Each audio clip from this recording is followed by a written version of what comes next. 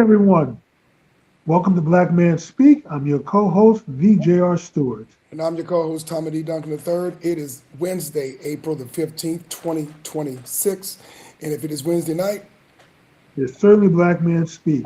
So let's give a shout out to Count Basie for providing our theme music, and to Forrest for our own studio and Forrest Films for our virtual studio. And if you haven't already, please hit that like button. Help us with the YouTube algorithm. Uh, Hit the notification bell, and then share the video whenever you like. Help us spread the news. And you have to do all three of them. You don't have to do them in that order, but make sure you get all three of them done before the end of the night, because I'm checking. With that being said, Tom, let's do what we do best.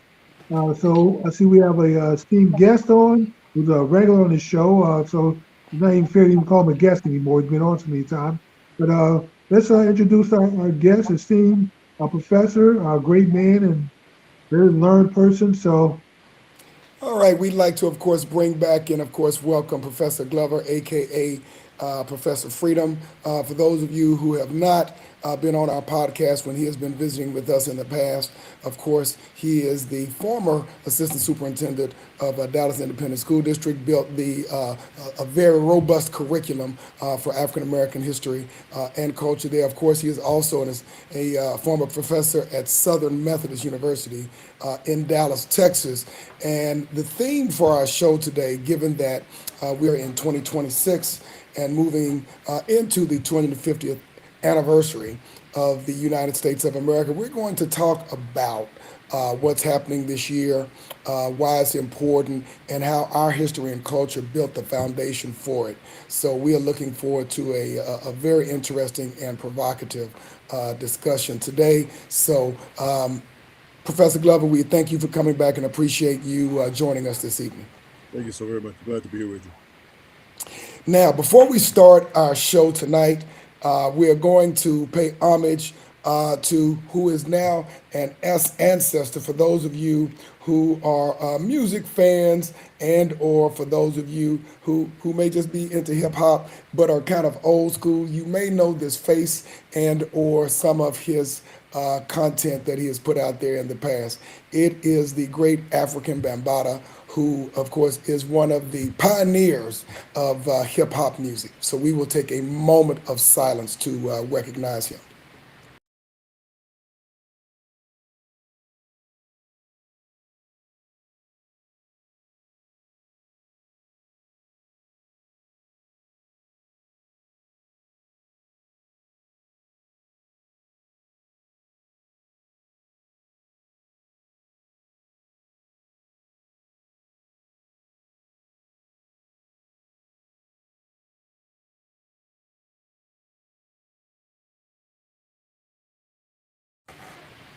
Like to pay homage, of course, to African Bambaataa, those in the music community, his family, and those who knew and who he impacted in some way, of so course. Tom, do you know how he passed? I do not, it does not have the information available right now as to how he passed. Okay. Yeah, I have a couple of his MP3s in my collection. Absolutely. So let's go ahead and get to the crux of the show this evening. Again, Professor Glover, bringing you back to the forefront and thanking you for joining us evening. Let's talk a little bit about some of what you've been doing. You, of course, are a very busy man, and we appreciate you taking the time to join us this evening. But let's talk a little bit about the significance of where we are right now. The continuing evolution of the work you've been doing, and then the conversation that we should be having today. Well, right now we're in the process, as you stated earlier, that we are moving toward the 250th anniversary of America coming out of the War of Independence and beginning to look at who we are as a nation. That's very important historically. I think as African American people that we may look at that with some sense of ambiguity and not very excited about July 4th, 1776, if you will. But I like to suggest that it's critical that we place ourselves in the very middle of this celebration and to begin to understand our contribution uh, through the struggle, fight, negative historical context in which we arrived in this country.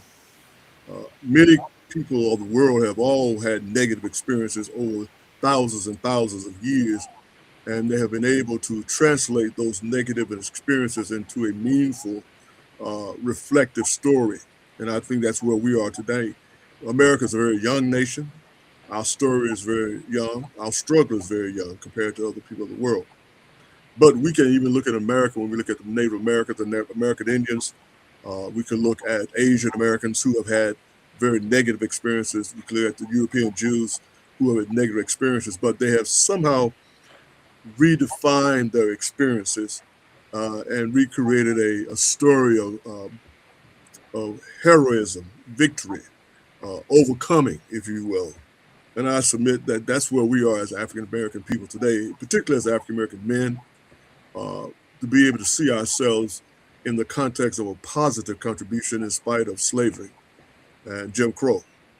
So much of my work now is shaped around reshaping this narrative in terms of a historical understanding and very simply creating heroes and sheroes, if you will, as we go into the celebration of 250 years and why it's important to raise up these ancestors of ours and elders and give them the proper place in history in America now.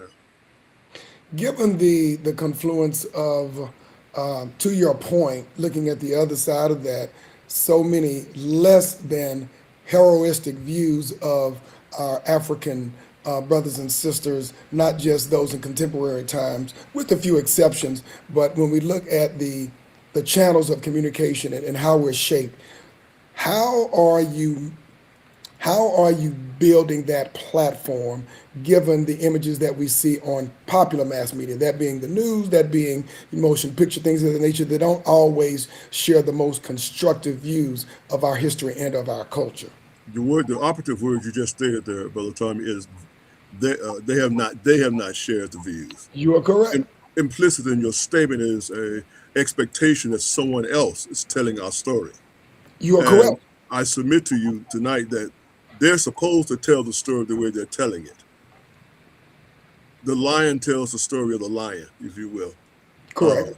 So I don't devote my time into that aspect necessarily, because in any society where there has been, even in Africa, you had the conqueror and the conquered.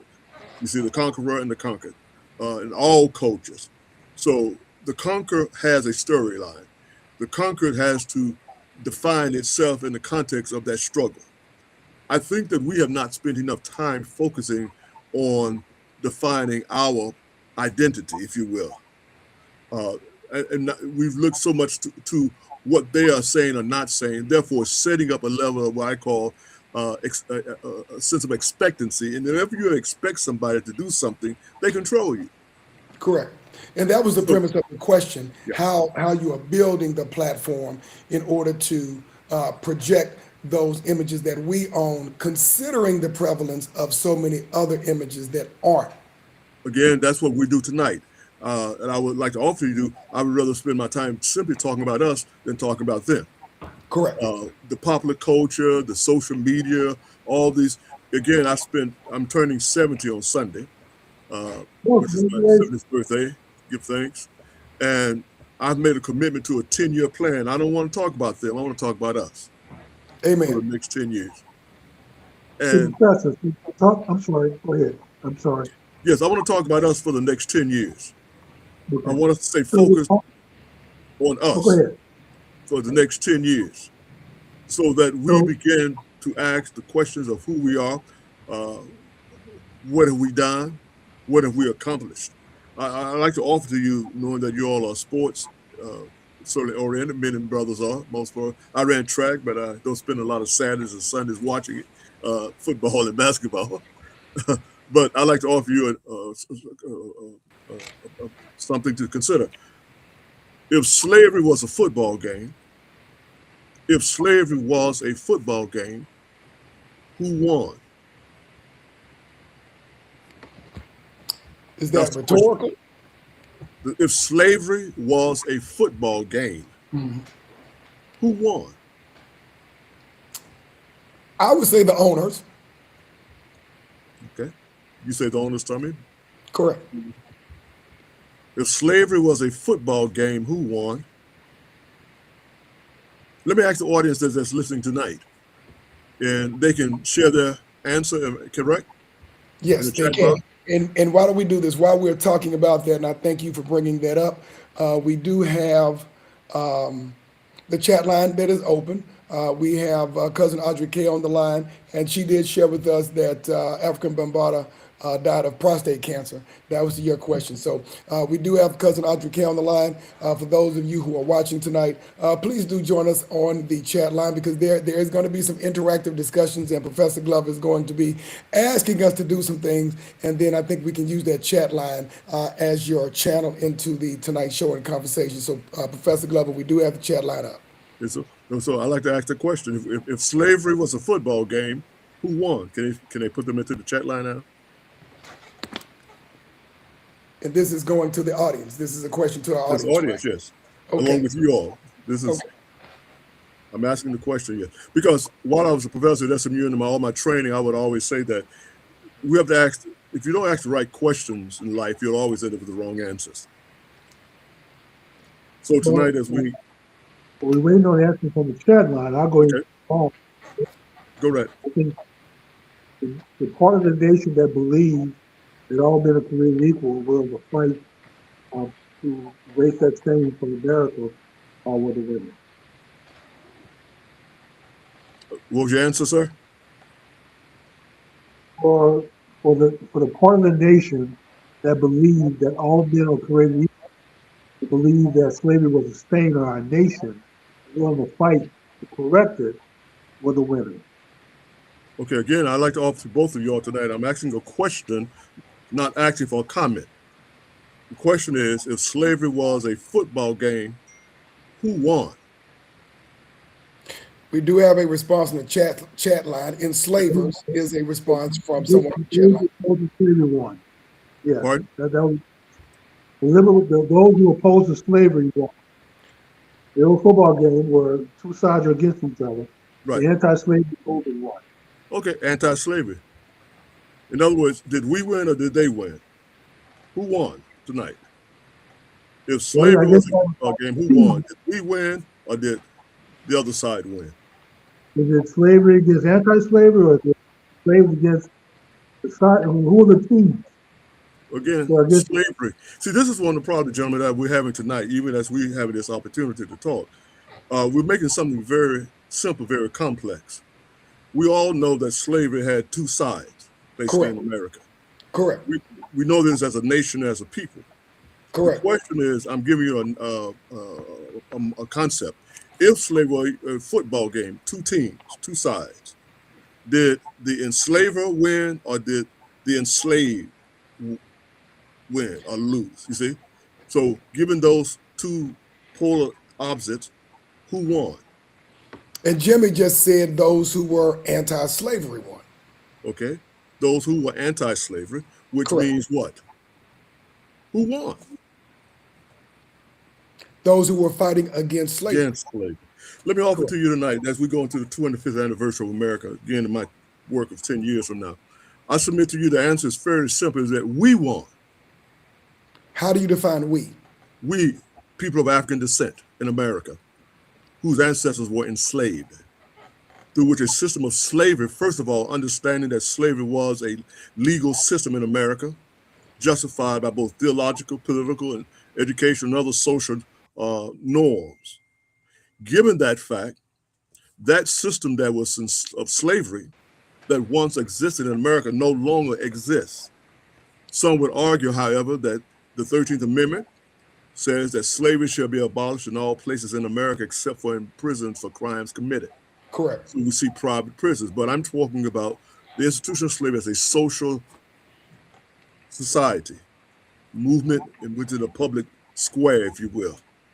That's very important, I submit to you, gentlemen, tonight, because what happens when we do not see ourselves as having been victorious over a social system, slavery, shadow slavery, particularly permanent property, then we have not yet established a sense of our own self-worth.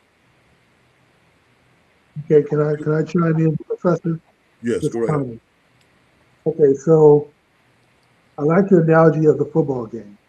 But I submit that it wasn't the slavers against those enslaved, but those enslaved were on the sideline. It's not like the slaves actually did anything to free themselves.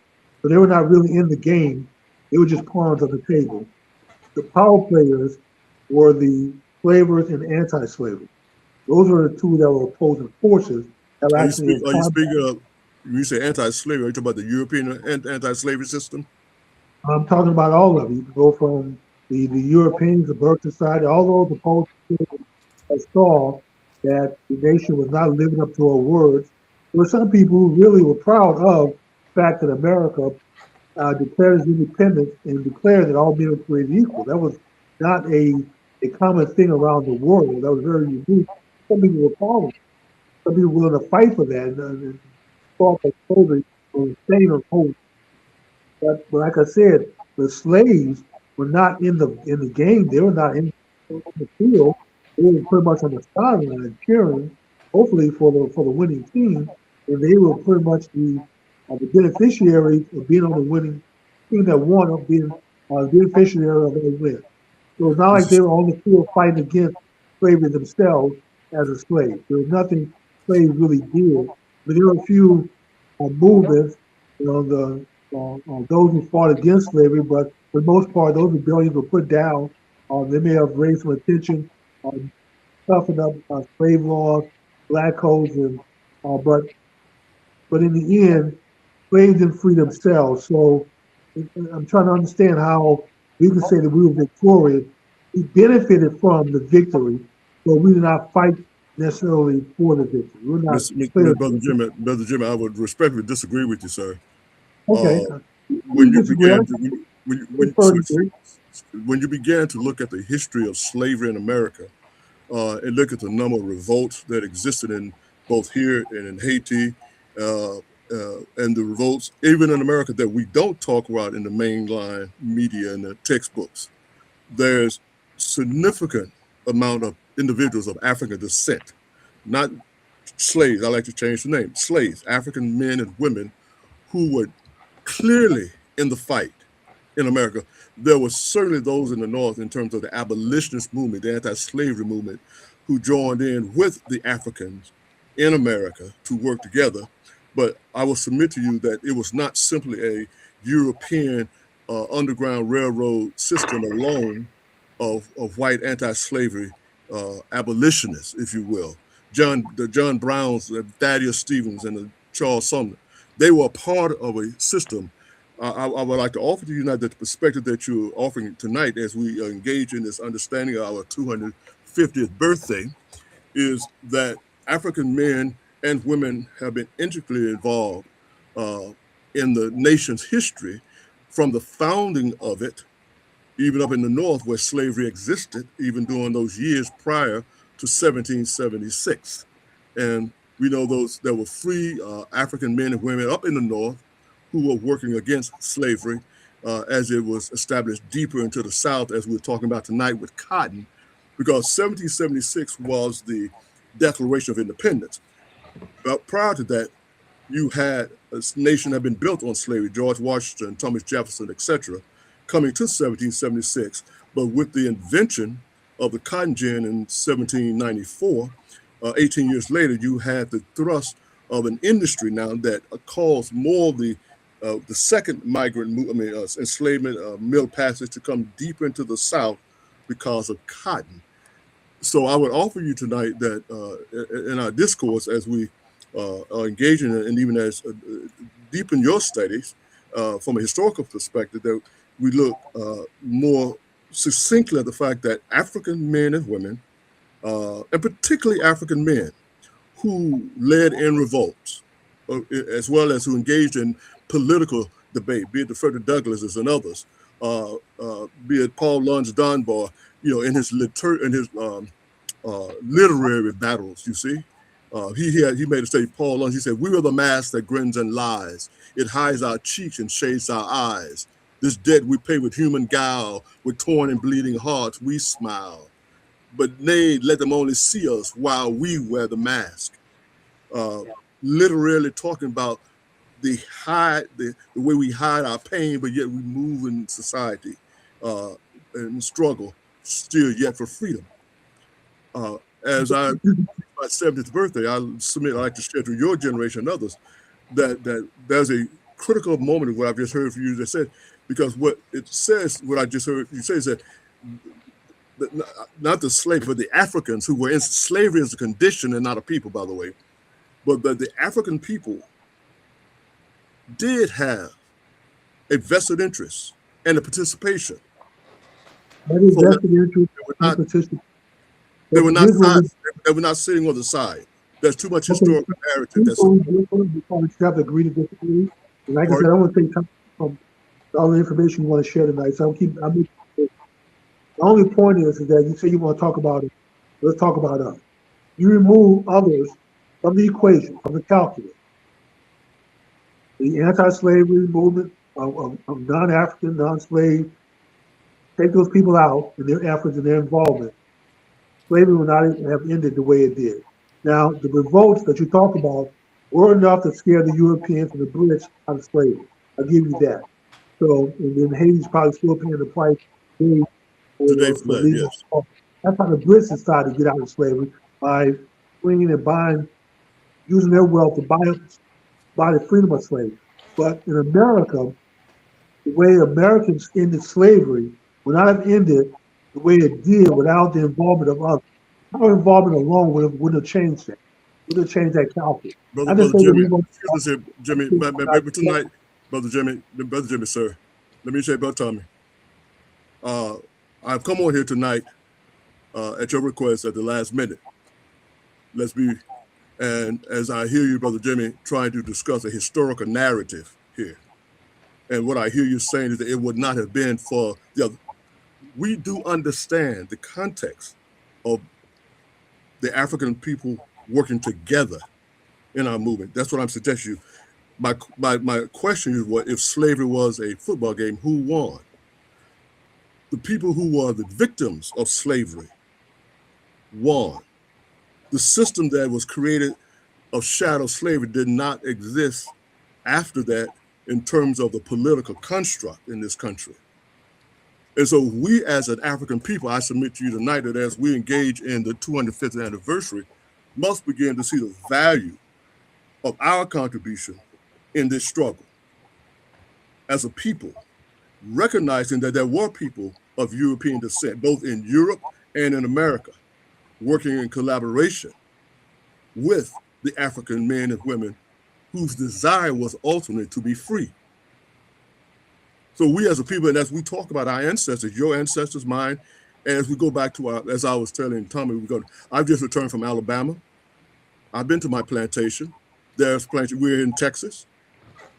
We have a 7,500 acre plantation in Oak Cliff. We have plantations over here in Love Field, William Cochran, the Glovers who came here in 1843 with their enslaved Africans, Stephen F. Austin. And you have the slide I'll share with you now. Stephen F. Austin made a quote. He's the father of Texas. And his quote, Brother Tommy, that I'll share with you tonight is simply this: the primary product that will elevate us out of poverty is cotton. And we cannot do this without the help of the slaves. The we constitutes those European Americans who came into Texas after the independence and the invention of the cotton gin that opened up the West. So our labor force, the fact that our labor force was a needed element for this nation even to exist, is something that we must now reappropriate and reevaluate. That this nation was built on the fact that it was our labor, both in the 13 colonies of North and now in the colonies here in Texas, the Peters colony in particular, the first 3,000 that came here. What I'm offering to you tonight in my discussion and presentation is our value. Our value. If I hear what you're saying, Brother Jimmy, is, again, I don't use the word slaves.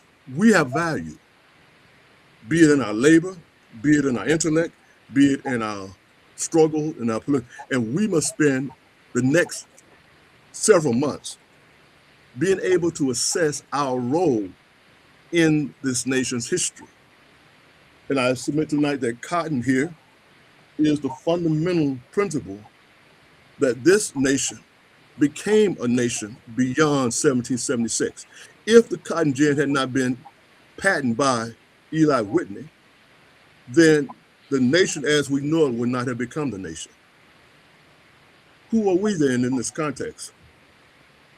What do we contribute to that? We understand that even in bringing us over here, there was a specific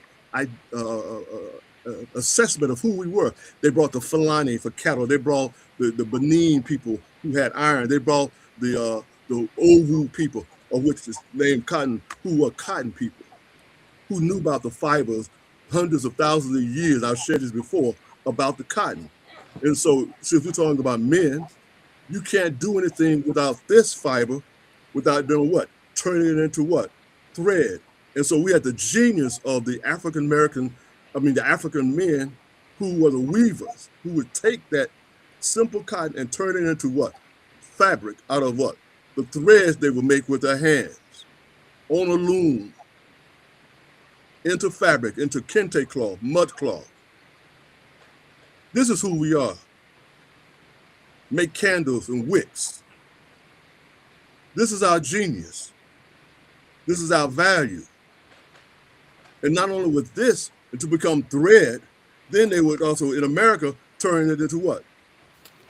Money. 75% of this. This is not paper, sir. This is 75% cotton, 25% linen. There's no paper in it. That's why we can wash it and spin it. So the value, and that's what I would like to offer to the audience tonight, that 250 years, cotton and the making of America. Without this, the nation as we know it today would not exist, I submit to you. And without our genius and our ability not simply to plant it and to raise it, but to process it. The fiber that went to England that gave birth to the Industrial Revolution was this, through our hands. Every 500-pound bale of cotton produced 313,600 $100 bills. So there we have the wealth of America's political system built on cotton. So, therein lies the subject, the motto, without us, there would have been no America. So as we open up our minds to this year, we should recognize our ancestors and our elders today who picked the cotton up into the 1960s, who established the wealth of this nation, and Dallas, Texas became its largest center of industry. The largest inland cotton exchange was built right here in Dallas on the back of your ancestors, if you're from Dallas. Every African-American person who came to Texas was brought to Texas for the express purpose of slavery back in the 1700s. And many of you all who are here, you all are the descendants of those men and women who were brought here. And this is what I'm trying to get us to talk about, you see, to be very clear that your ancestors in East Texas, there are more African Americans in East Texas, which became the Republic of Texas, than anywhere in the United States, because that's where the black belt cotton from Virginia through Alabama, through Louisiana, Mississippi, ending in Dallas, and Fort Worth becomes the West. So as we talk about these things, that's what I'm offering to both of you tonight and to the audience, is that this simple thing that I've just done before your eyes, I don't know if anybody can dispute that. That was America's wealth, clothes, the new fiber. And I would like to offer to you that we were not enslaved because we were black. We were enslaved because we were brilliant. They don't enslave people and use that kind of money just for the sake of somebody who didn't know anything. And that's the genius I want to bring forth tonight as we look toward celebrating 250 years. No, that's the excellent presupposition because you're talking about the skill that was imported into this country that built the foundation of the wealth of this country that exists today, which is now the most economically prosperous country in the world. That is correct. That And was when we built begin on. to focus our attention on that, we then find our own self-worth. Why is it that we are the contributors of the labor that built the wealth that Stephen F. Austin talked about in Prince of Prosperity? And I look in Dallas, particularly around this city. If our ancestors were the ones who built it, then why are we so poor below Interstate 30? Why are we still poor? And I submit to you, it's because we have not discussed, we have not presented, we have not embraced our own genius, our own identity, our own self-worth. The men, particularly, the men who had to clear the land, the men who had to break the ground, to plant the seed, to grow the food, to grow the cotton. Women picked it with us, but they were not the generous. They did not they could not move 500-pound bales of cotton around. You see, like men who did the compressing. We're talking about Black men speak tonight. It was African men, Black African men, who were the primary labor force. So there would have been no America without the African-American males' labor tonight, you see. And I submit that if we focus on that so that our young men begin to see our genius, our intellect, our ingenuity, all of those things together, not just our prowess on the football field, not just our musical, we mastered those two areas. Yeah, we spend far greater time there than we do on talking about what? Ingenuity, creativity. And looking at my in Ghana, just think right here, I'm just showing about this. If we spend more time teaching people how to what? Spin thread, spin cotton into thread, we can create what? Cotton mills. We tried to do it in Dallas. Mill City was a place they tried to do that in Dallas. Did you know that? Mill City over in South Dallas. Not familiar with Mill City. Mill City is over in South Dallas. Booker T. Washington came in with a lawyer. They tried to create a place because once you pick the cotton, the next process after you gin it is to mill it, is to turn it into thread. Then you turn it into thread. Then you send it over to the factories where they turn it into fabric. Do you not know that the state fiber is cotton? In 1992, I believe, the state of Texas declared cotton as the state fiber and the state fabric. And yet they do not mention within the context of that proclamation here in Texas, the role that African men and women played in the production of cotton, which is still the #1 product in Texas. So I offer to you tonight, as we look at 250 years, how can we not see ourselves in the context of the making of America? Rhetorical question? Yes. Okay. How can we not see ourselves as we celebrate 250 years of American history? How can we not? Yeah, because without us, I submit, there would be no America. Okay, that we completely agree on. Exactly. So therein lies what? The recognition of those who made America what it is. Our ancestors, our elders, spending time recognizing, and even with cotton, because cotton is one of the most, how should I put it? When I say problematic, it is problematic in the sense that in my work, people don't even want to touch it, look at it. You see, I submit that the post-traumatic cotton syndrome, the cotton does nothing to us, has done nothing. It was the system that suppressed us, forced us to pick it, and to psychologically now suffer from its very presence. So that's my commitment for the next 10 years. And as we go into the year 250, going to the celebration of 250 years, that we began to recognize our contribution, even in the midst of the suffering, to make this nation what it is. And I'd like to offer the audience, if they have any questions, certainly to put them in the chat box as we. Let me ask you this: for someone who is out there now, for someone who is out there past the day and who's listening to this podcast, and they say, I understand what you're saying. I've wrapped my head around it. How do you start that from the ground level up? You begin to understand who your ancestors were. First of all, who your elders were. I'll submit to you tonight that most of us have a grandparent or uncle somewhere in East Texas.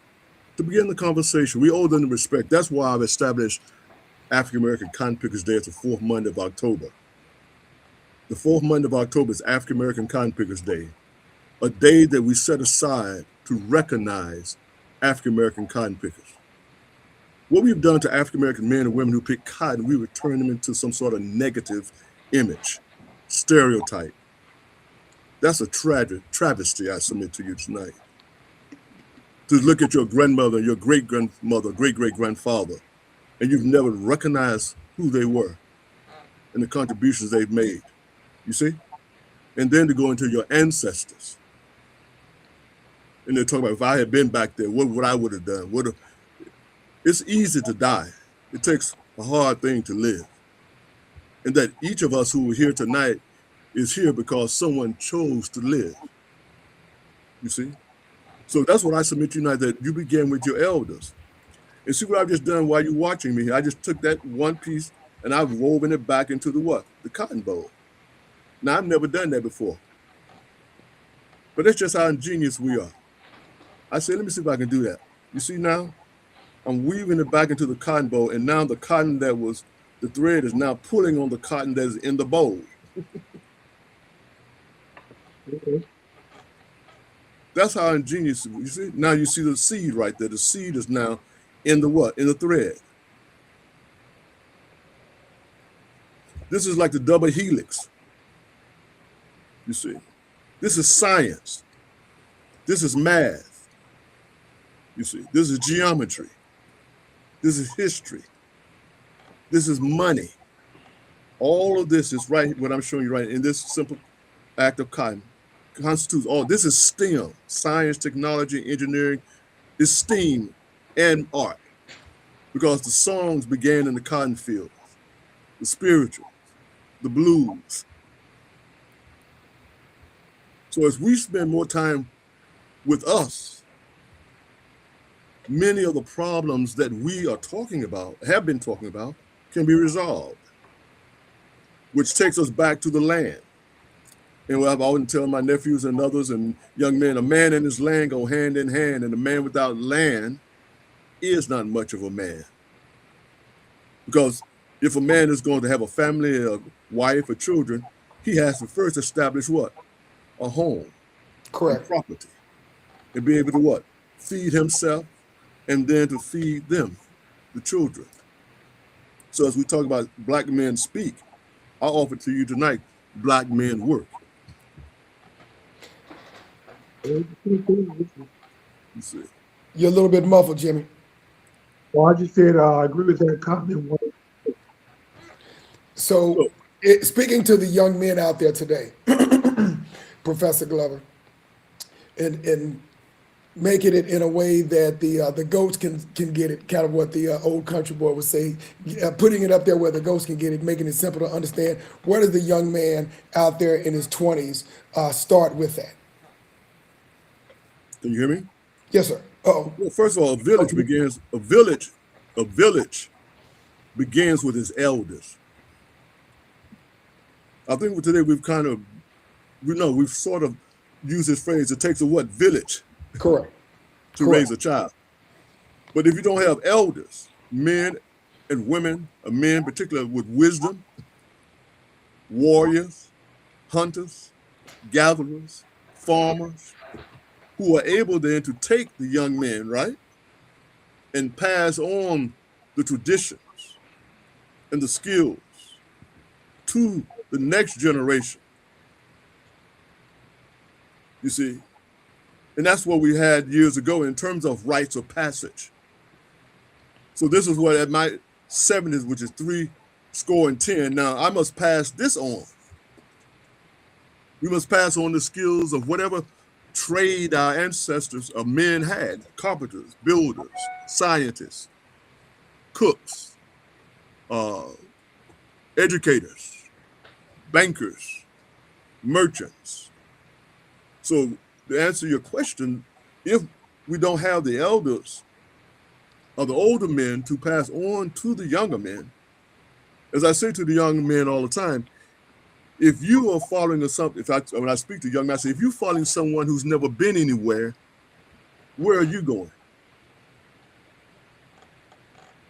They look at me and say, what? I say, if you're following somebody Makes sense. who's never been anywhere, then where are you going? So we, therefore, as men, and I'm committed to that as I approach my 70th, I'm an elder now. I have the responsibility to share where I've been with those individuals coming behind me, you and others, just as my great-grandfather shared with me, my grandfather, my father, and the men in my community. Because fundamentally, if the man doesn't have a skill, and you're hearing a great deal about that on television now, that many of the jobs that they're preparing people for are basic labor skills. You see a great number of Hispanic men out there doing what? Building houses, working on roads, building skyscrapers. I submit to you that as we look across this city, you see very few African-American men out there. We used to. And yet, we built the city of Dallas. We did. We built the South. No, sir. We were the founding builders of America. We were African men. But we have to just not say we built Washington, D.C. My house was built in 1948 by African men. The house I'm sitting in right now. You see. But then we must go out and get that skill and that labor force and multiply it. You see. This is as meditative as it is creative. Be able to do this takes a certain mindset, you see. I can then make candle wick. I can then make thread. So many different things. I can put on a loom and begin to spin more and more and more, drop spindle it. So then after that, I could weave it into cloth. And when you look at the men in Ghana, and particularly where I've been and my family, it's phenomenal when you see what they do with this small thing of cotton. And what did they get it from? They say they got it from a Anansi the spider. Oh, yeah, watching the spider. That's the story of Anansi. If you never heard it, everybody's talking about Anansi the spider, you see. Yes. By observing nature. And I submit to you, that's one of the reasons African men in particular, because we have seen manual labor, picking cotton, working hard as such a negative thing, it has been suggested that we today do not embrace hard labor, manual labor, unless in prison. Yes, if you get in prison, you will be in slavery again, in the prison system, outside of the social society, larger society. So 250 years without us, I find that to be extremely exciting to think that a nation as great as America is today could not have existed without our contribution. But we must now spend I submit for me, the next 10 years lifting up who we are and what we've done.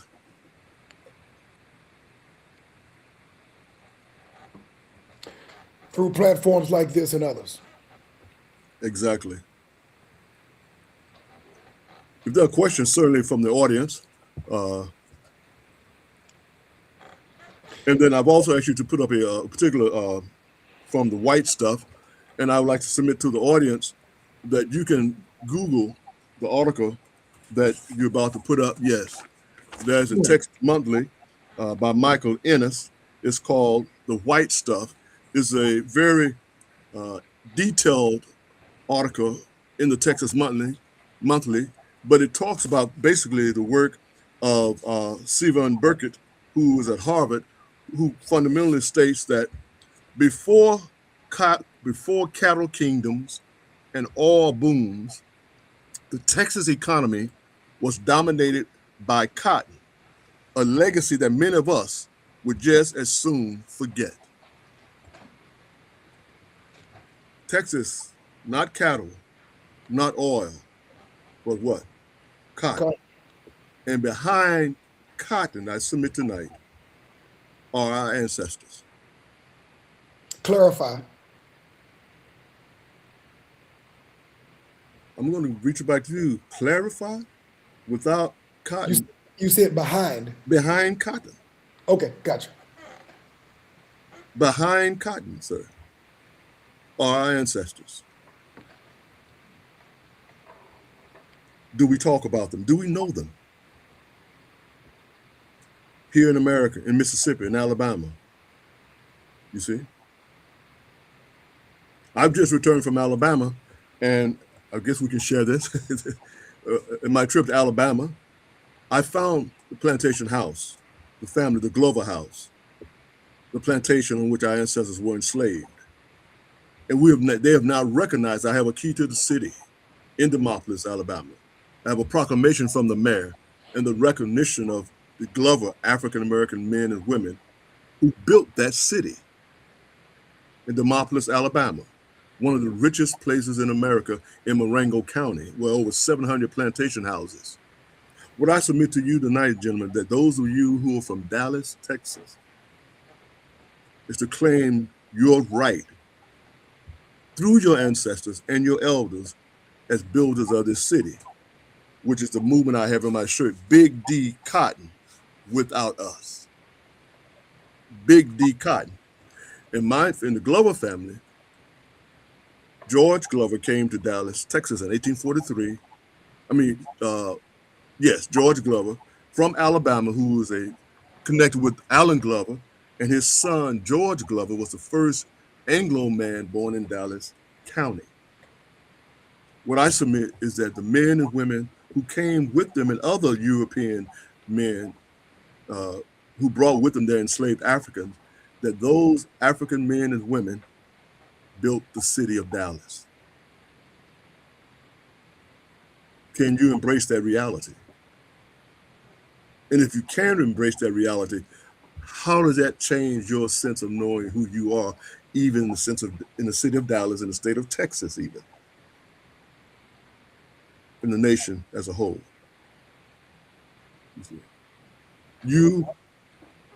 Both of you are natives of this city. I'm not a native of Dallas, but I'm offering to you, who built the city? Who built your state? Who built your city? Did your great-great-grandfather come from East Texas? You see? What plantation did you get your name from? You have to do the research. You have to study the history. No, it's not very hard. Never study history. What I submit to you, when you ask the question of your ancestors, begin to ask these simple questions. First of all, where are you from? Are you from East Texas? Did your ancestors come from East Texas? You can start tracing that back fairly easy. It's not a deep dive, is what I'm trying to say to you, gentlemen. It's not a deep dive. It's talking to the various individuals. Who were the Duncans? Who were the Stewarts? And I think one of the things that we struggle with is that there was a white man, particularly a white man somewhere, who either owned our ancestors, if you will. And I like to suggest you can't really own people. You can own a cow, but we would consider, you don't own human spirits. That's why we're here tonight, because the human spirit will not be shackled. But the Glover, our name comes from somewhere. Duncan comes from somewhere. Stewart comes from. Spend the time. Where did your name come from? And as you trace your name back, I submit to you, you may very soon find somewhere in East, particularly in East Texas, then going back to Louisiana, Alabama, South Carolina. Then how do you feel? And I can sense in our conversation, it's an emotional moment, because it forces us to face reality. And that's what I'm encouraging African-American people to do, and men in particular. There are some people who use services like Ancestry.com. Certainly. What other channels do you recommend for people who want to do the research? And some folks may go back to their grandparents, but before that, it's kind of a blur because a lot of their elders have already passed. What other Well, certainly. records? I mean, you can go to you certainly can go back, as I just said to you, gentlemen. Uh, you take the premise first of all that most African Americans in this state were brought through East Texas. Let me ask you a question: are your people from East Texas or from Dallas? I mean, they are from what part of East Texas are your family members from? I have family members from East and West Texas. My Okay, father's side is from East Texas, okay, in Kaufman, okay, cool. Minneota, Marshall, and Okay, I have, there you go. and in West Texas, my mother's side of the family is from a small town called Spur, which is about an hour and a half from Lubbock, give or take. Well, would you have Brother Stewart, My mother is, her family, East Texas? my father from Shreveport, Maryland. In Shreveport? Okay, well, I'm from Shreveport. Well, I Yes. submit to you, begin to go in those spaces and places. As we come tonight, many African American men and women have never been to those spaces where their elders are from and their ancestors are from. The small church that their great grandparents are from. Those are not small things. So you certainly do the technical things through ancestral this and ancestral that. But to take a ride to Kaufman to begin to see, are there any more Duncans back there? To go to the courthouse and look at the roads, to go to the graveyards and begin to look at the graves, you see, to go to Shreveport, to go to East Texas. This is very serious historical work, and we shouldn't take it lightly. Because what it'll do for you, it will place you in the space on the ground where your people were from. You will begin to see that old house or those roads. That's who you are. That's what made you who you are. That's Sankofa. That's reaching back to reclaim you what you left behind. And you may have left some land back there. You may Okay. have some wood, some timber back there growing. Right now in my life, I have a farm in Louisiana, outside of Shreveport, yes. I've planted seeds for this year. I'm growing my garden. And I submit to any African American man in particular, if we're going to be really about the business of being men, I raise the question, not cognitive, but what have you planted this season? What have you planted? If you expect to eat in the future, what have you planted today? You're responsible for that. See, when we look at other people to feed us, other systems to feed us and provide us food, we are basically losing our manhood. So I offer to young men today, what in this season, again, as I approach my 70th, to my young men, what have you planted this season? That is a very powerful statement. What have you planted? If you expect to eat tomorrow, what have you planted Yep. today? But I do hope in the future to be able to get it up. Yeah, I'm not there yet. So Yes. that's Well, the these are goal. fundamental things that I'm trying to challenge us because I'm proud to say that our ancestors, the men back then, they knew that it was important to plant something today for them to eat tomorrow. They didn't have grocery stores to go to. There was no Tom Thumb. There was no Kroger. Think about it, gentlemen. They had to plant today to eat tomorrow. Yeah. So as we have about 5 minutes left for this show, Professor Glover, I just want to wanted to recognize Ms. Tanya Hall, who is in the chat line. I want to thank her for joining us as well. Of course, want to thank, of course, Cousin Audrey K for being here as well. I just want to make sure that we, Professor Glover, give you some time to kind of work through your closing statements now that we have about 5 minutes left and can wrap this up and then figure out where we go from here. That as we look at our celebration for the 205th anniversary, I have a Statue of Liberty in my front yard that I collected. I have many things that I've collected. But it took me many years to find it. And while that symbol will be used throughout this next year very poignantly to symbolize the 250th anniversary, I'd like to encourage the audience to Google Statue of Liberty and Slavery tonight. Statue of Liberty and Slavery. What you will find is something unique. The Statue of Liberty was given to us as a gift by France. Labourier, who was the giver, he was an abolitionist in France. It was a gift because the Civil War had ended. The first statue it was a symbol of a woman out of Egypt, and other many things. The statue was huge, but the chains were in her arm. There were shackles broken, and America would not accept them as they were. So they imposed the shackles at her feet. And they put in her arm then, the left arm, a booklet, a tablet that says July 4th, 1776. But this is in the 1800s now. But they put the tablet 1776. But the Statue of Liberty actually celebrated the end of slavery. Victory. And I submit to you that we owe it to all our ancestors and elders, particularly our ancestors, to remember who they are. As we will be soon doing calling names at Freedman Cemetery and other cemeteries around the country.